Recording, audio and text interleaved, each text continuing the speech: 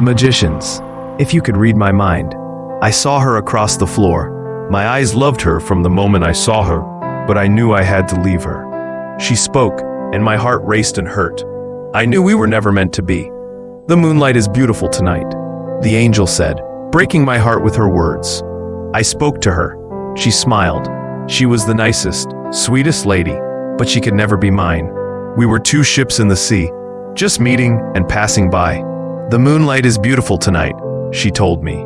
We shared a glance of love and heartbreak, and had to leave far apart never to meet again. I was forever haunted by her words. The moonlight is beautiful tonight. We were two ships in the sea, just meeting and passing by, the singer with the band sang. Do you want to dance? Asked a tall, handsome, black-haired man with blue eyes. The woman he spoke to was in love with him. The man felt awkward. Okay, said the lady. What is your name? He asked her. Jane, said the lady. She was a plain Jane. Nice, I'm Fred, said the man, leading Jane to the dance floor.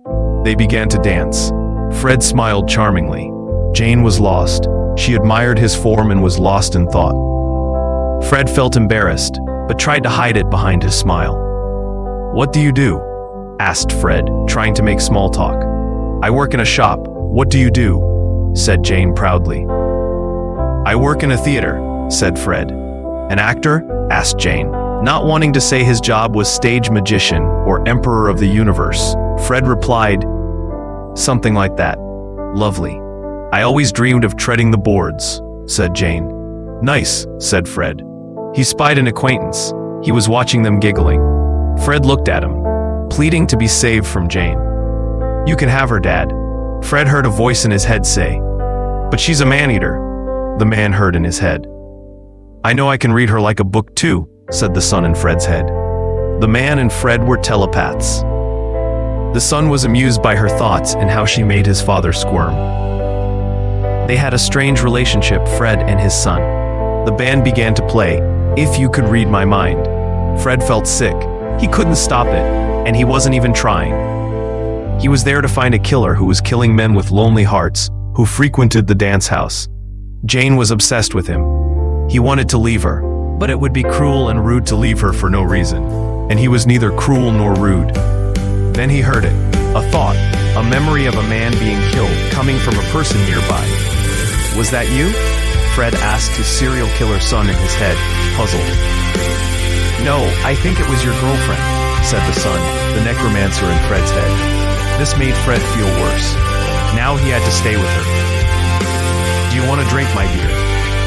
Fred asked her. Yes, she said, enamored. Fred felt she'd say yes to anything. He felt he needed a drink. They wandered to the drinks table. Sweet or dry? Asked the lady at the drinks table dramatically. Fred smiled and said, sweet for this sweet lady. What about you? Asked Jane. I don't drink, Fred said and thought again, saying, sweet. Jane handed him a dry sherry. Fred was scared. He knew he was a terrible drunk. The necromancer walked over to them under the pretense of getting a drink. Jane sipped her drink. Why aren't you drinking? Jane asked. Fred gulped down the glass of sherry and coughed. Too dry, Fred said, gasping for air. You know fumes make you drunk, said the necromancer in Fred's head. It's all part of the plan, said Fred, who was getting tipsy in his son's mind. What plan? Asked the necromancer telepathically. You watch me, replied Fred in his son's head. I'd rather not, thought the son, imagining his father being taken advantage of in his state. The necromancer threw down the drink, needing it. Do you want to go out and see the moon? Asked Fred. Yes, sang back Jane. Fred and Jane wandered outside, followed by the son, who hid to watch them, not at all happy having to do it. The moon is beautiful tonight, Fred said. Yes, she replied, intoxicated by the night's beauty and her infatuation with Fred. They sat in the garden on a park bench, looking at the moon and stars. Fred was growing very drunk, thought his son, who wanted to throw up. He was flirting with Jane a little too much for his son's liking. Jane was happy. The son wondered if it was a joke to have him watch them. Until he saw his dad collapse drunk, and Jane was disgusted. She picked up her bag and opened it. Then she took out something small. She fiddled with whatever it was and waved it over Fred's neck, and blood leaked from it, and Fred was dead.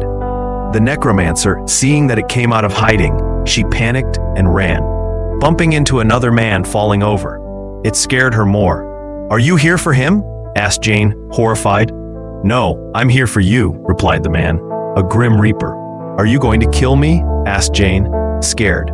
"No, I am," said the necromancer, making a sword appear out of thin air and beheading her. "Thanks for making me watch you. I've got to go throw up," said the queasy killer, disappearing into thin air. The reaper walked over to Fred and touched him, and disappeared into Fred, who came back to life healed and sober.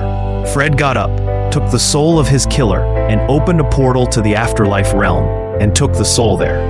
The police thought Jane was a victim of the necromancer, killer of bad people, and realized she was the killer of the lonely.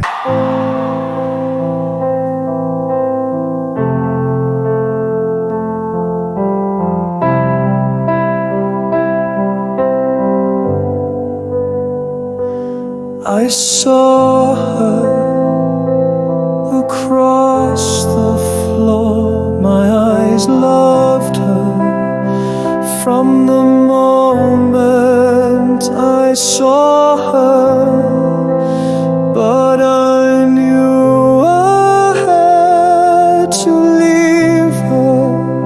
She spoke, and my heart raced and hurt. I knew we were never meant to be. The moonlight is beautiful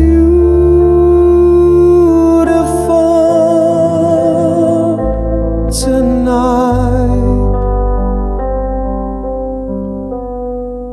The angel said, breaking my heart with her words. I spoke to her. She smiled.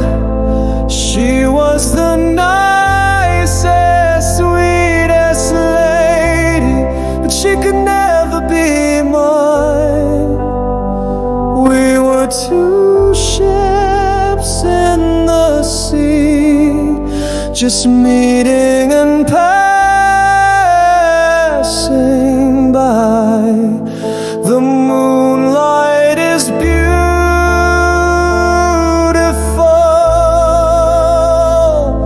tonight. She told me we shared a glance of love and heartbreak, and had to leave far apart, never to meet again. I was forever haunted by her words.